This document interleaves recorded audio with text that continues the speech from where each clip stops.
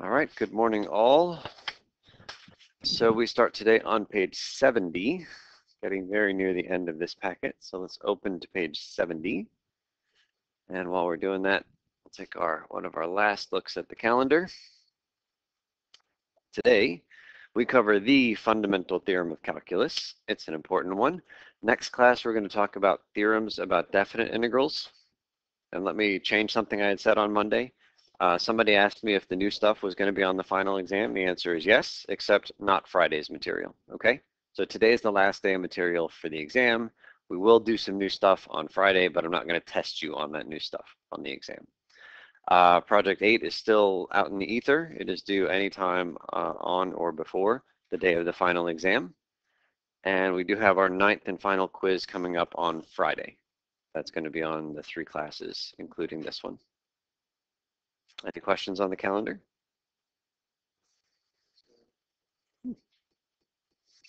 Okay, so here we are on page 70. And we're up here at number 1. And let's see, Sam, are you on page 70? Can you read number 1?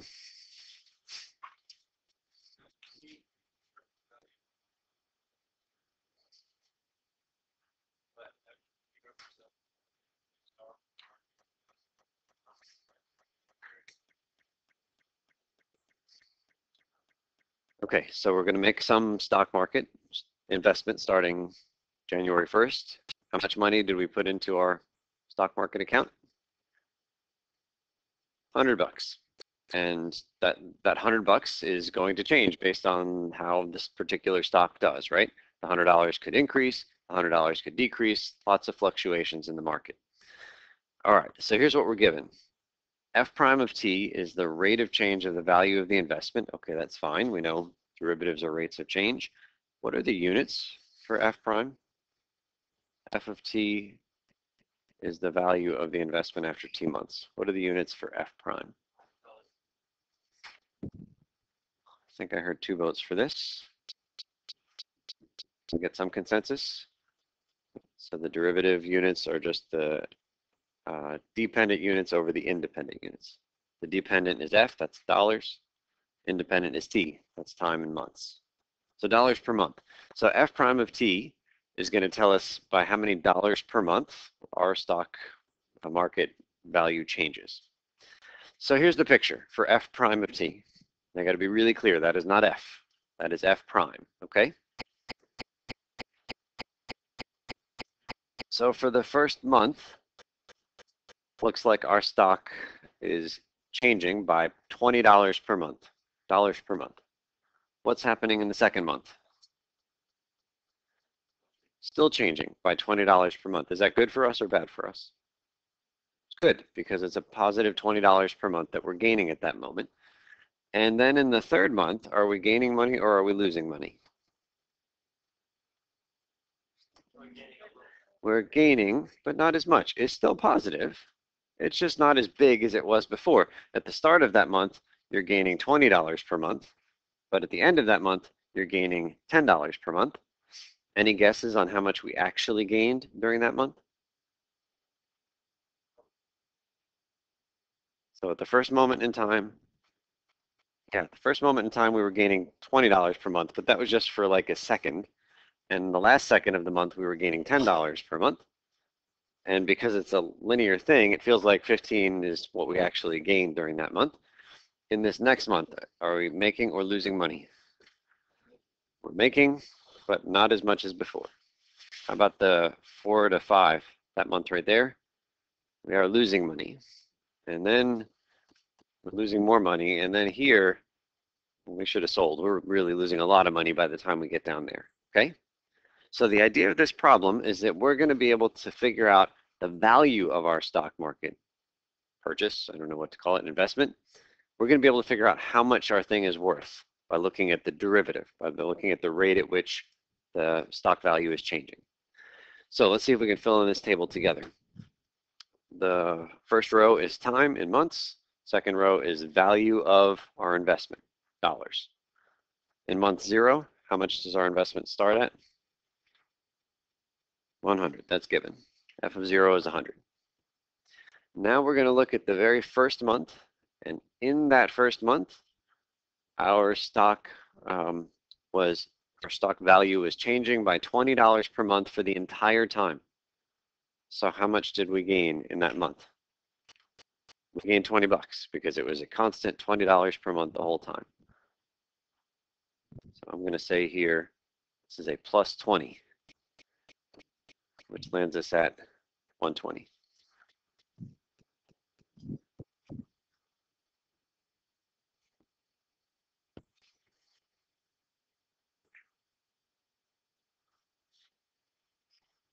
During month number 2, we are still gaining a constant $20 per month. So by how much does our investment change in that month? Also 20, which means we're living large at 140 bucks. And then things get trickier. In the next month, we'll circle this one here in red, our money is still growing because it is still changing in a positive way, but it's not growing by as much. And what makes it really difficult to do is that it's not growing by just a constant amount.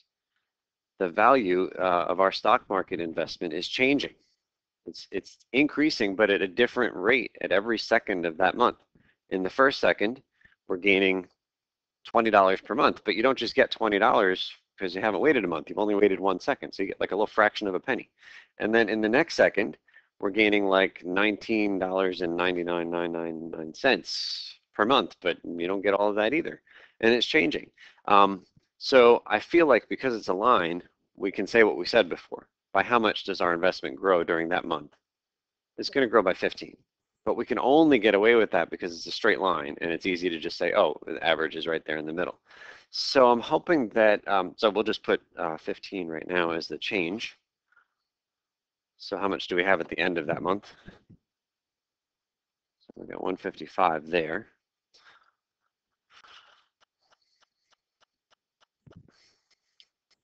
But what I'm hoping we see is that we actually have a technique to figure out by how much our investment grew in that month, even if it's not a straight line. What if it were something curvy? Well, why don't we just start making some assumptions? How about we just assume, I'm going to erase some of this.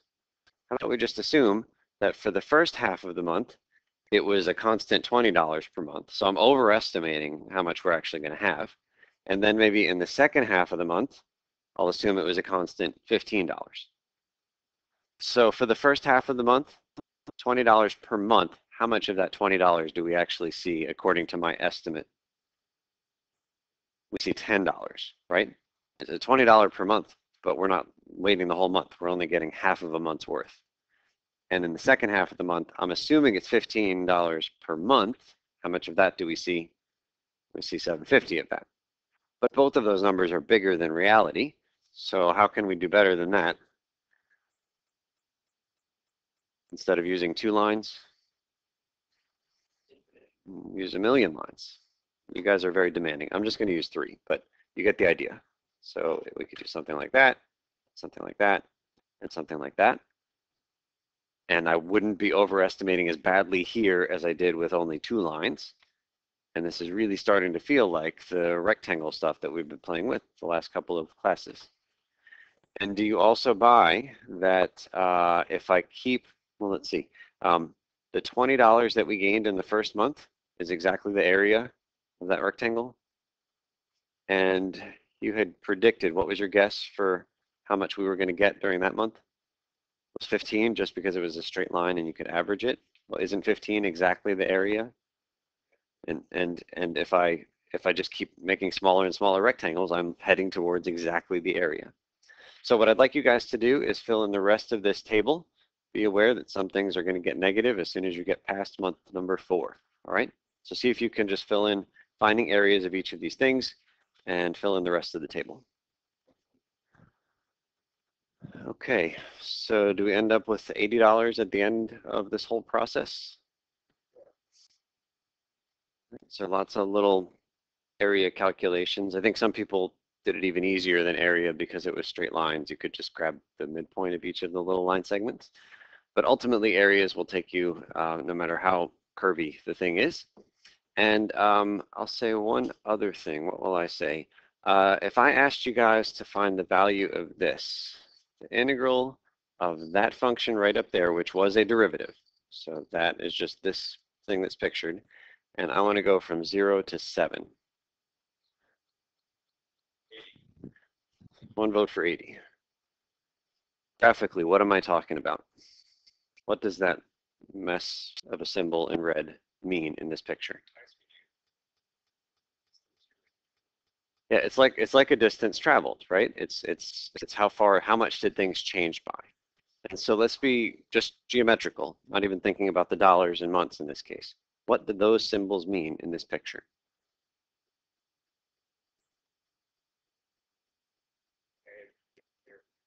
That's it. So you see this kind of symbol, that's just a notation that means area. That's all that it means. We introduced it last class. We said this is what we're going to do instead of writing the fancy limit and n went to infinity, and then we had a sigma and all that stuff, which was the area. We said we're just going to write this. So this means area. So I'm going to highlight some of the stuff that we're talking about here is all of that. And then when you go below the x-axis, it becomes all of this here. So the red symbols mean find the area of the yellows. Do we add the areas up when we're talking about what this red symbol is going to compute? How is this red symbol going to distinguish the two yellow regions? Bubba, louder? That's right. This thing is going to be a positive. Put this guy in red. It's a negative. Right? The symbols, they mean area, but they don't really understand area. They're just doing a calculation. It's a big long calculation with rectangles. And anything below the x-axis, this red symbol is going to treat as a negative area. Okay, so the total, I want to know what the total is. Well, we've got the numbers. There's all this stuff down here, right? I wrote the changes down at the bottom. So could we just find the total of all those numbers?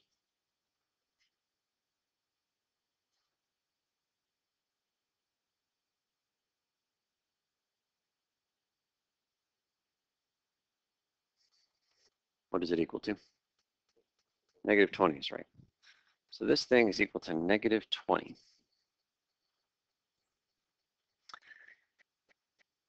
And what does negative 20 have to do with starting at 100 and ending at $80? That's what happened to our investment when all was said and done. That's the difference. Negative 20 is the change in the value of our investment. Do we buy that? And doesn't it make sense that that's what the negative 20 is going to be? Because what did we do? We took the 100 and we started adding and subtracting all these areas. And so if you just mush all the areas together as one number, of course, that negative 20 is going to just represent the total change.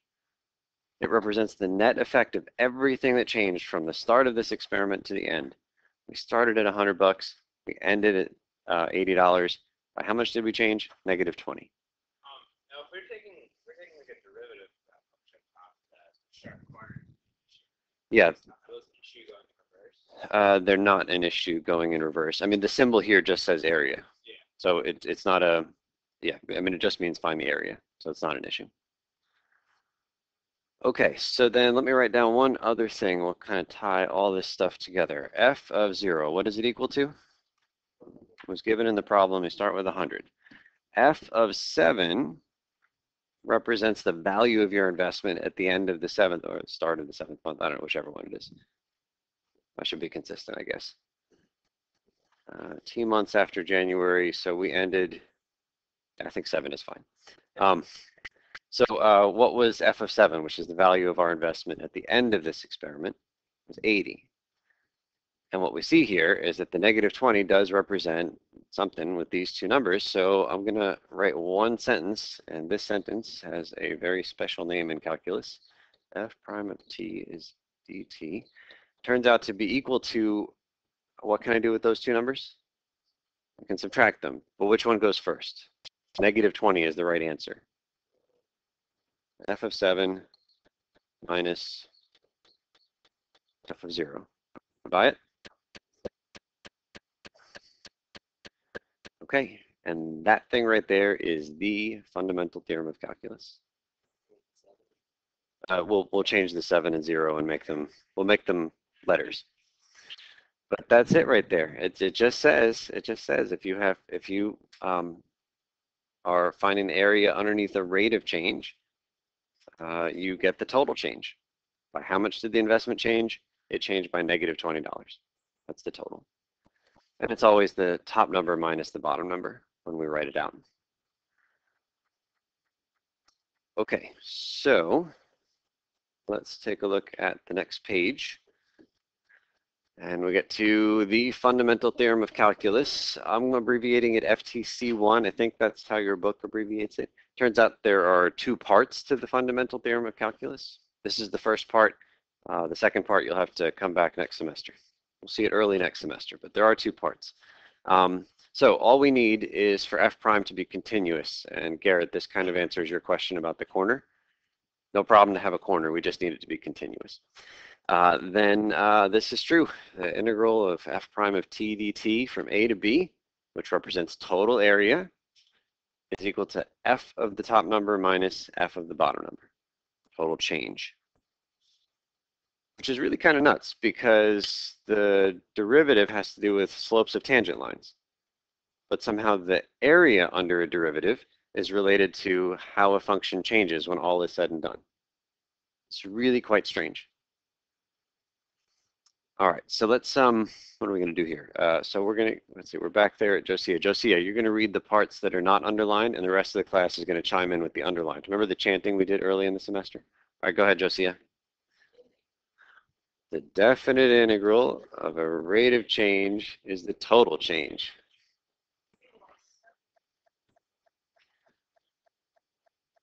The definite integral of a rate of change is the total change. The girls need work on their part. I'm just going to say that. The definite integral of a rate of change is the total change. Good. Good, good, good.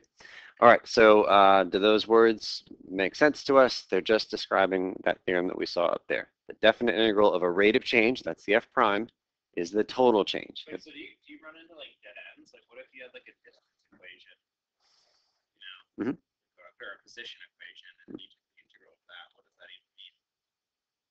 Doesn't mean anything to me. Yeah, I mean, this is only applying to this specific setup where you're doing a definite integral of a derivative. Yeah. So if we can interpret a function as being a derivative of something, then it has meaning. But for distance, it doesn't have any meaning for me. Yeah. Okay, so I think that there are some funny symbol things happening. Is this right in your packet? Should say pi prime of x.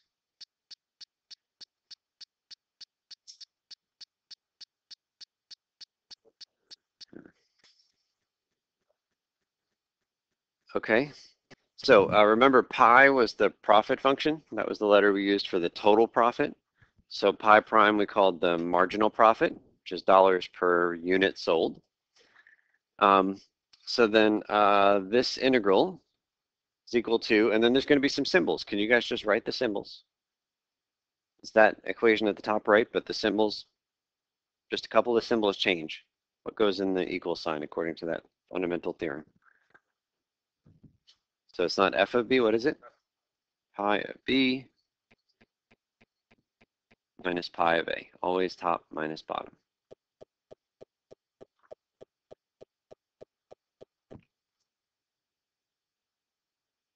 And let's see if we can figure out what this represents.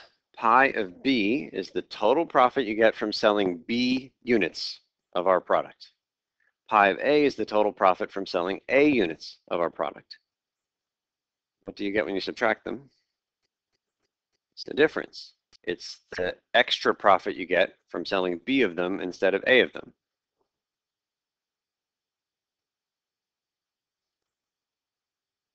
So if you wanted to go from selling 100 of them to selling 150 of them, then this integral would tell you the additional profit you'd get in going from 100 to 150. So we can write that. The represents the change in total profit.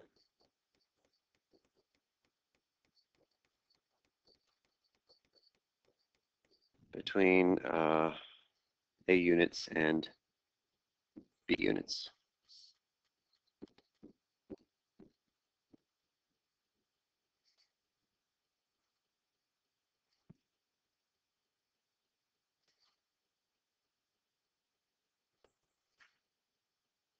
Okay, integrate rate of change, you get the total change. Total change in the original function. If pi prime is in here, then the answer to this integral has to do with pi, the original function. Okay, number 5, we'll go to Andy.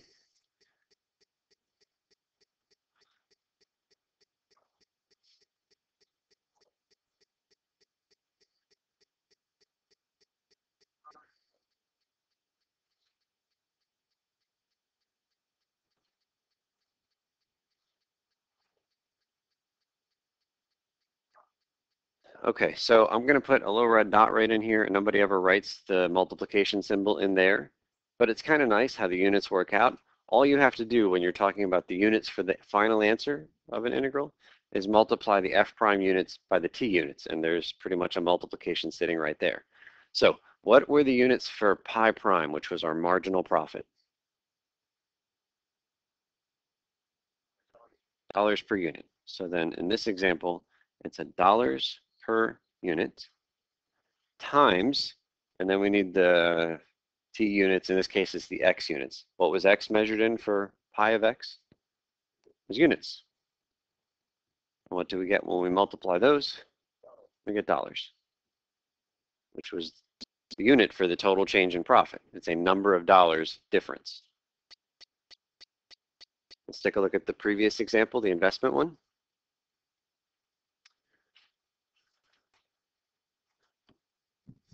So we just have to look at the units of these two guys separately. What are the units for f prime of t? It's dollars per month. We talked about that. Dollars per month times, what are the units for t? Months.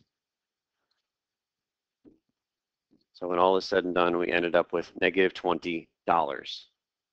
Right? So it's easy to know what the units are. In fact, if you see an application problem, we'll give you some unfamiliar setting. First thing to do is orient yourself with the units. Just write down the units for the two pieces inside the integral, multiply them together. That will tell you the units for your final answer. Okay, let's come down to number 6, and we'll go to Abby.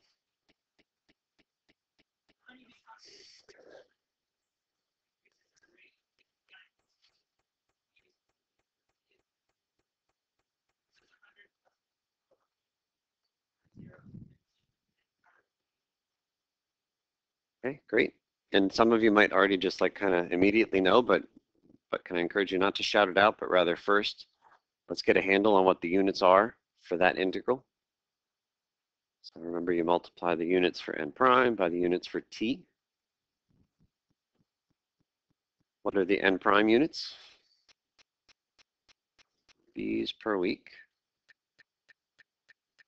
That gets multiplied by the t units, which is weeks. So what kind of a unit do we get for this integral? It's b.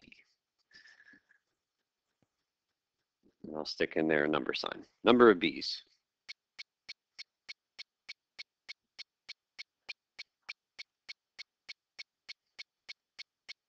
So what does that integral by itself? Forget the 100. What does the integral represent? Good. It's the change of the b's, the change in the number of b's between time 0 and time 15. In those 15 weeks, by how many b's did the population change? So just this piece is the total change in the bee population from t equals 0 to t equals 15.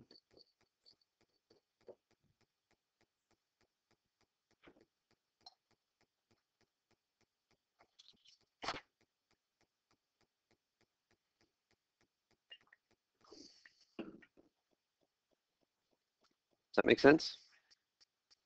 Starting to get a feel for what these integrals represent? So then why is there 100 plus in the front? That's right. So if you wanted to know actually how many b's you had at the end of 15 weeks, it's not just the integral, because the integral only tells you the change in the population. Add the 100 you started with, you get the final population. That's a good point. Yeah, I mean, there's no way to know beforehand like what that 100 is or was. Good.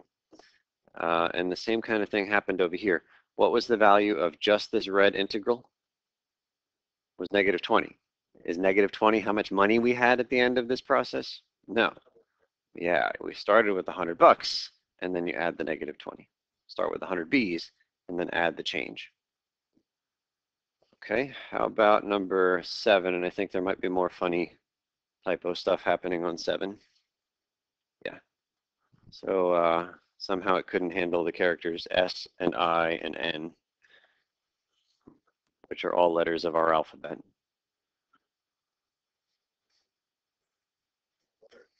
And a word.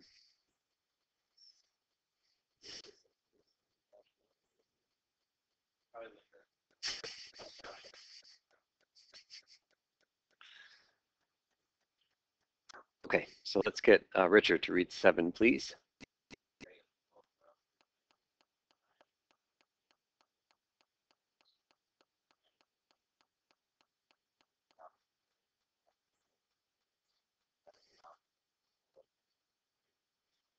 Okay, so let's see if we can't get a handle on what that function is doing, because that's sort of a really complicated function.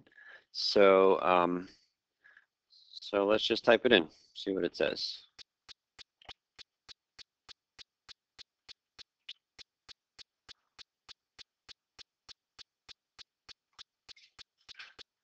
Real careful with parentheses.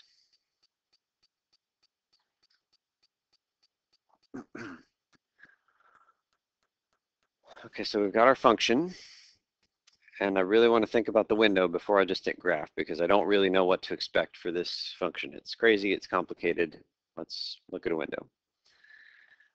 Okay, so what's the smallest t that we're interested in? 0. What's the biggest t that we're interested in?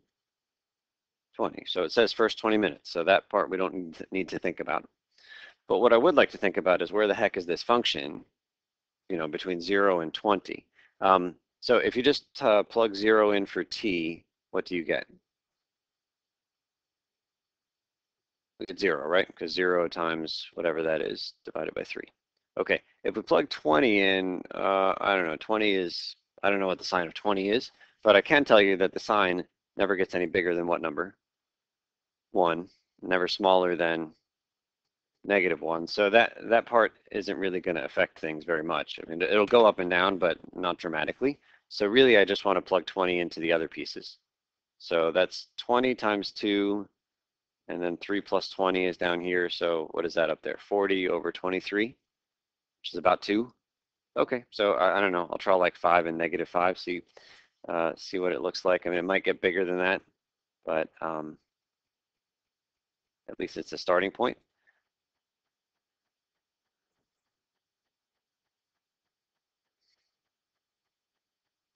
Okay, so that looks pretty reasonable.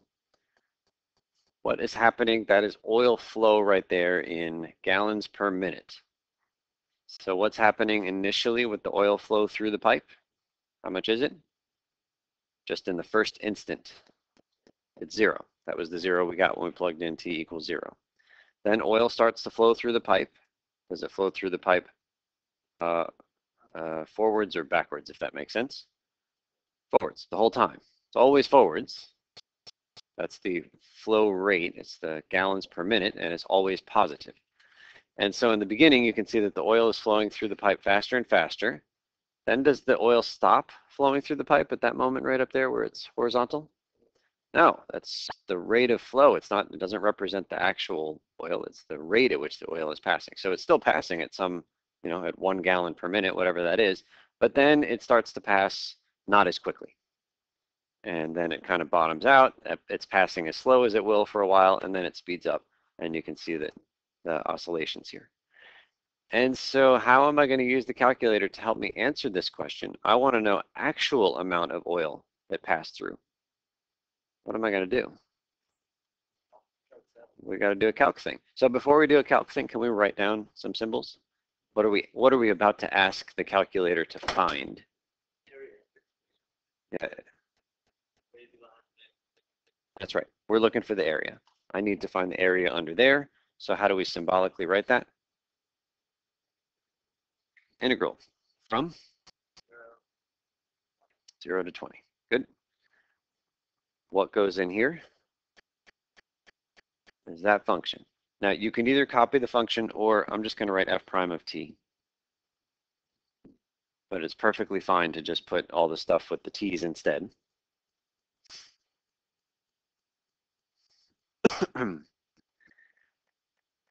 And according to the fundamental theorem, forget the calculator for a second, you can write more symbols. This is equal to some symbolic thing.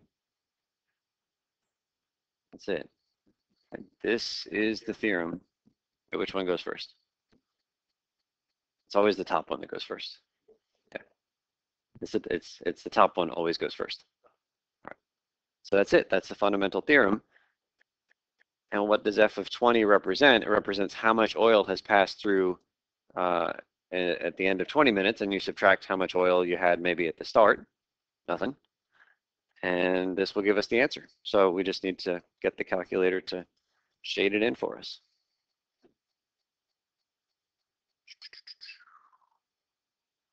So this is I'll do it up here in Calc 7.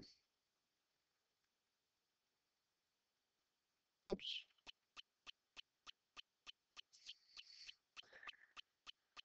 Okay, I did not do well. Let's try again. Second Calc 7. So we're going 0 to 20.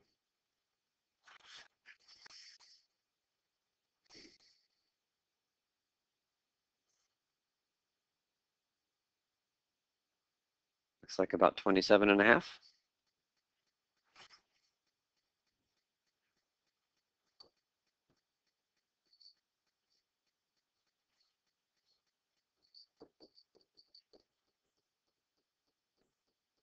So this is from the calculator.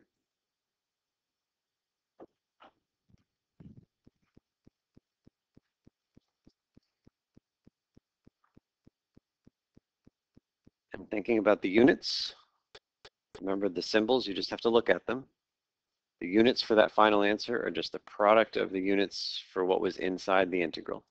What are the f prime units? Is gallons per minute. Times, what are the t units? Minutes. So the final units are gallons. So 27 and a half gallons pass through that pipe. Chris. Are we eventually going to have the best Yes. Yeah, a lot of Calc 2 is about finding the actual formula for f of t. Yeah. Okay, so that is that. We're going to skip around a little bit. Let's jump to number 9 here. And we're just going to jump to the punchline. So let's look at this function right here. This is our velocity function, and the velocity goes up and down and up. Here's a question I might ask. I want to know what the average velocity is. Now, oftentimes you find average velocity by thinking about just doing a change in distance over a change in time, right? And if distance and time, if distance is, let's say here, change in distance over change in time. So if you're given the distance function, time and distance, and so you can have, I'll draw even that exact same thing, it's pretty easy to find the average velocity looking at this picture because you just need to find the change in distance, which is subtracting two numbers, and then divide by change in time. But we're looking at the velocity function. And so I'm not interested in subtracting, what the top velocity is and the bottom velocity and dividing by time. That would give me an acceleration. I don't want that. I want change in distance over change in time. Well, looking at this picture, graphically, how are we finding the change in distance? It's the area under the curve, right? This was our big conclusion from 2 classes ago. So if you could just find the area under the curve and then divide by the change in time, you'll have your average velocity, yes? Okay, so the area under the curve, we've got symbols for it. It's that big integral. So let's look at the next page and we'll get to our conclusion, which we have to fill in. So here it is. Oh, no, we don't. It's written right here. The average value of a function is the integral of that function, that's like finding the distance, divided by b minus a. What's the b minus a? Is the change in time, right? It's the same change in distance over change in time. It's just that to find the distance function, we got to do an integral. To find the distance traveled, I should say, we need to do an integral. So let's do a specific example, see if we can understand how that formula is going to work for us. We'll go to Chris for 11. The value of a Tiffany lamp 2 years after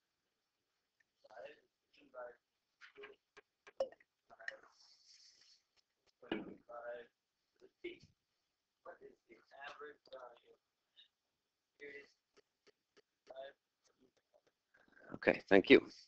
So first we've got to make sure we understand this value business. What is the starting value of this lamp? It's 225. Because raising that thing to the 0 gives you just 1. And then is the value of the lamp getting bigger or smaller? It's bigger because that 1.15 is bigger than 1. In fact, what does the 0.15 tell you about the way in which the value is growing? It's 15% a year. That's what's happening, right? This lamp is appreciating in value 15% every year, starting at $225. So by the end of this experiment, how many years have passed? 35? Somebody with a calculator, can you tell us the ending value of this lamp?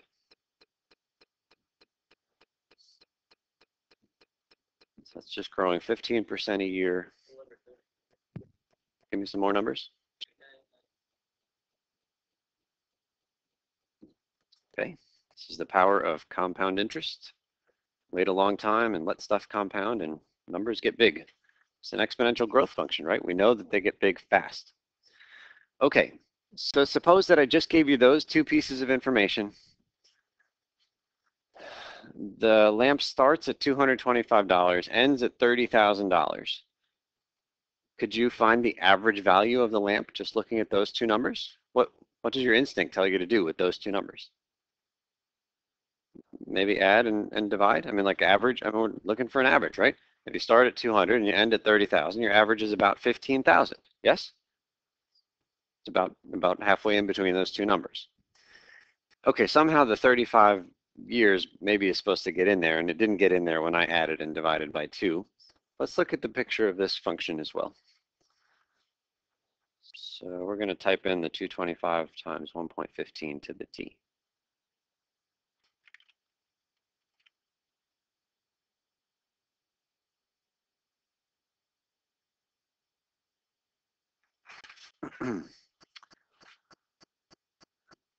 And again, we've got good information about the window, and I will tell you, the window we had for that oil function is not at all appropriate for this one.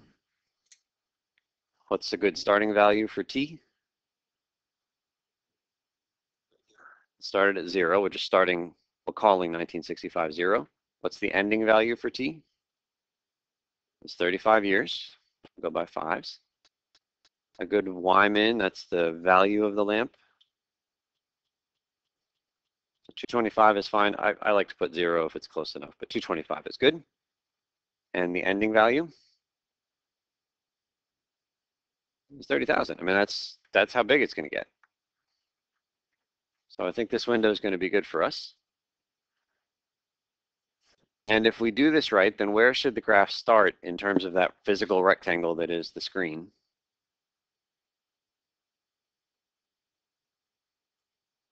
In the lower left. Where should the graph end? In the upper right. I mean, that's what we're doing. We're picking the lower left point and the upper right point. So let's hit graph.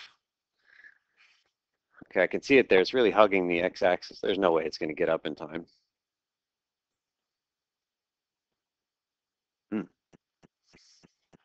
I was wrong. Exponential growth is really fast, right? It can be misleading.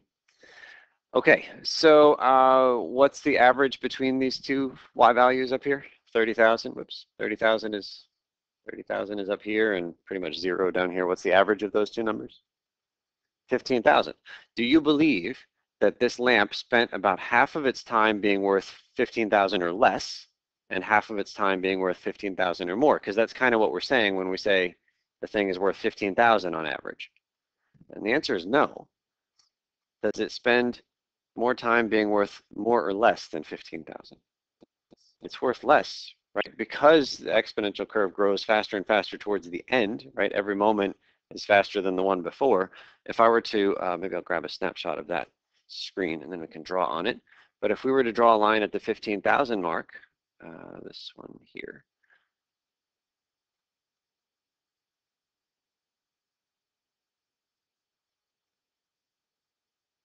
what is that? Okay, let's try that again. You guys saw me grab this picture, right? I think I got a little bit eager and I clicked over to the other screen before it was finished taking the picture. Okay. So if I were to draw a horizontal line at 15,000, these are 5,000s, these hash marks. So 15,000 is there. And goodness gracious, it takes a long time to get to the midway point of the value, right? It spends a lot more time being worth less than 15,000. A lot less time being worth more than that. So how are we going to find actually what it was worth on average? We're saying the answer is what, more or less than 15,000? It's definitely less than 15,000 on average. So how are we going to find it? Well, we're going to follow this definition right up here.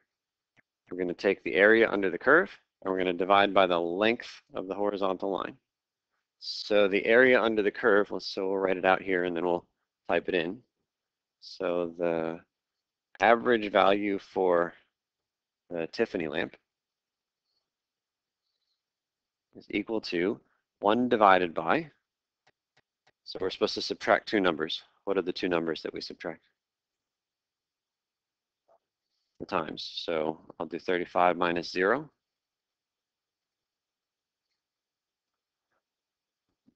Times the integral.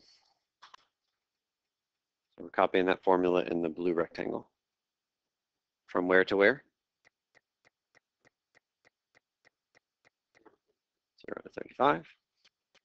Of the formula. So the formula, I'll just write it here. 225, 1.15 to the t.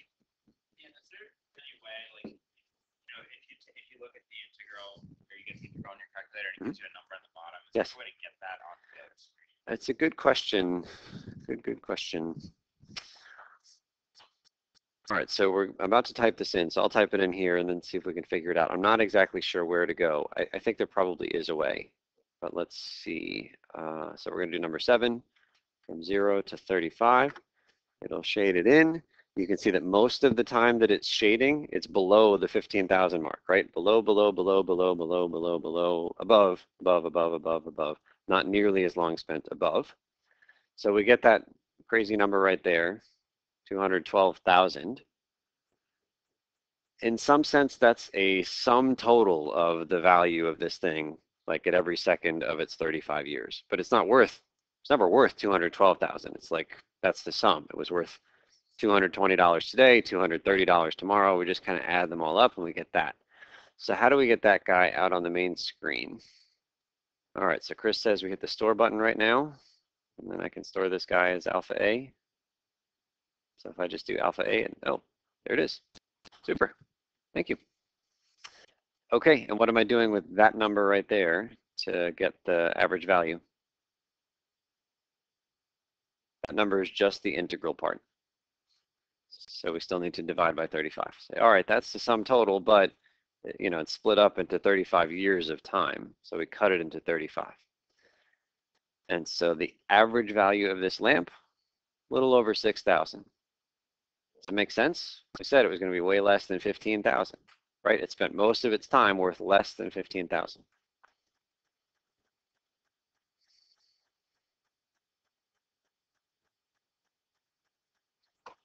Okay, so let's write those numbers up here. 21,2786.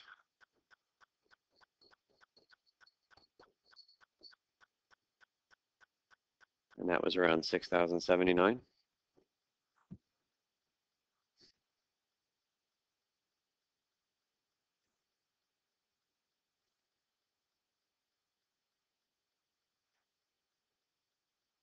Okay, so to be very clear, if you see an average value question, this is how you do it. And essentially average value is the last topic that I'm going to test you on, and I'm telling you right now, I'm going to test you on it. So if you see an average value question, it's that crazy new formula, okay? It's just a formula. All you have to know is when to apply it, all right? Okay, so here's what we're going to do. There's a problem here, number 12, that I grabbed from an old AP exam, and then on the next few pages is a group activity that will take you like 2 full periods to do. So why don't we take 20 minutes and just see how far we can get. And anything you can't do, I'd encourage you to look at. It's way more than we can handle at the moment in the time we have, but I think they're good to look at. So see if you can work with your neighbors. Start on number 12. One thing I like about 12 is that it's going to ask you to review some stuff from early in the term before it brings in some of the newer stuff here at the end of the term. So start with 12 and see how far you can get.